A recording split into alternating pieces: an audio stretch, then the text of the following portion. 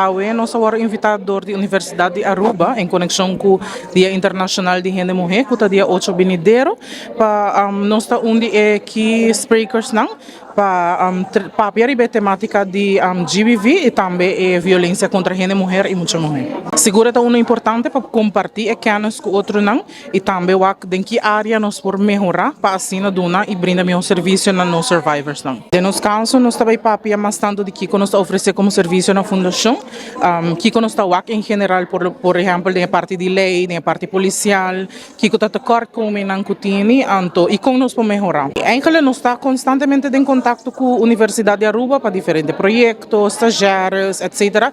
Para a ideia para nos ampliar dessa aqui e seguro junto nós por relay banang e não também por relay nós com a data, com a informação e também para a parte o centro de expertise.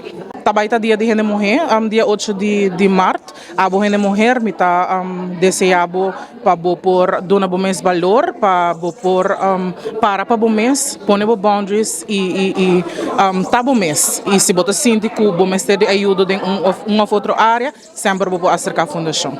Awe nós aqui nang bo invitação de senhora Benedicta Deo Gracia, cuta de Faculdade de Lei da Universidade de Aruba e Center for Lifelong Learning. Awe é congresso eigenlijk para sua dissertação, cuta arriba e diferença entre gênero mulher e gênero homem e mais turcos e gender-based violence. Para mim, personalmente, awe me hace uma chamada na ativismo, chamada para não parar quieto, ora que nós encontrar sexismo e desigualdade entre gente, fora gente homem com gente mulher, você aceita nossa área de trabalho, pero entre gente em geral.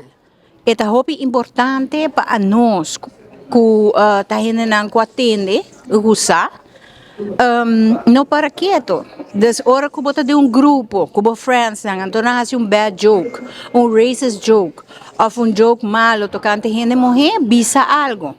Assim, só você traz diferença. Então, se você queda quieto, basta tu.